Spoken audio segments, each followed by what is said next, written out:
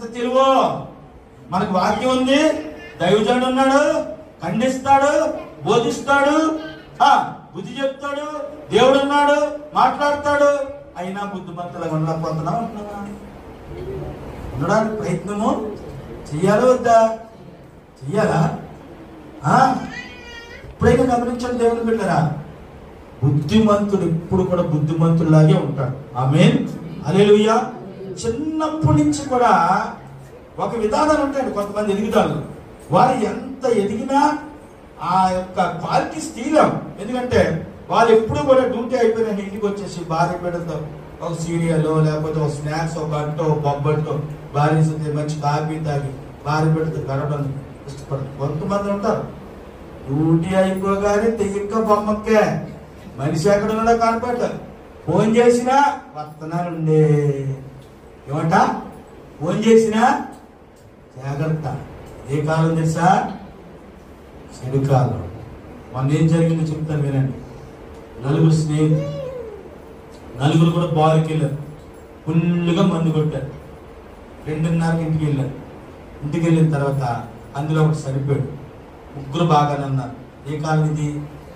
అసలు ఆయనకి ఏం జరిగింది? అసలు ఎందుకు చనిపోయాడు? చూసారా?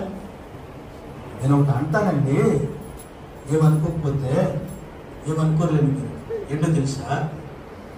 ఈ చెడు కాలంలో ఈ తాగుడేటండి. ఏమండి, ఎంతమంది చనిపోతున్నారు, ఎన్ని కుటుంబాలు కూలిపోతున్నాయి, ఎంతమంది ఆరోగ్యం పాడు చేసుకుంటారు పిల్లగా. వారు భార్య బిడ్డలకి ఎవరు లెక్క చెప్తారు? ఎంతమంది పాడైపోతున్నారు. కానీ తాగడం ప్యాషన్.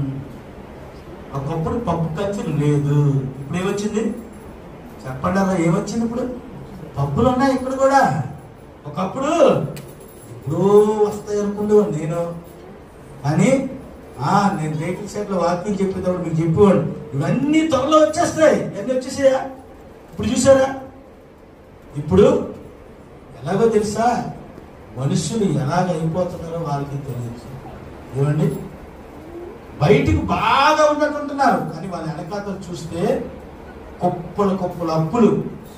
ఏమండి, వాళ్ళ లగ్జరీలు, వాళ్ళ విధానాలు, వాళ్ళ తాలూకా ఎలాగట చూస్తే వాళ్ళు చాలా ఉన్నతమైన వాళ్ళని అనుకుంటున్నారు చూసిన వారు. కానీ సూసైడ్ చేసుకుంటున్నారు, ఇంట్లో ఊరి కోసం చచ్చిపోతున్నారు. ఎందుకో తెలుసా? చేసిన అప్పులు తీర్చలేక. ఎందుకో తెలుసా? దేవుడిచ్చిన జీవితాన్ని పాడు చేసుకుంటున్నారు కనుక.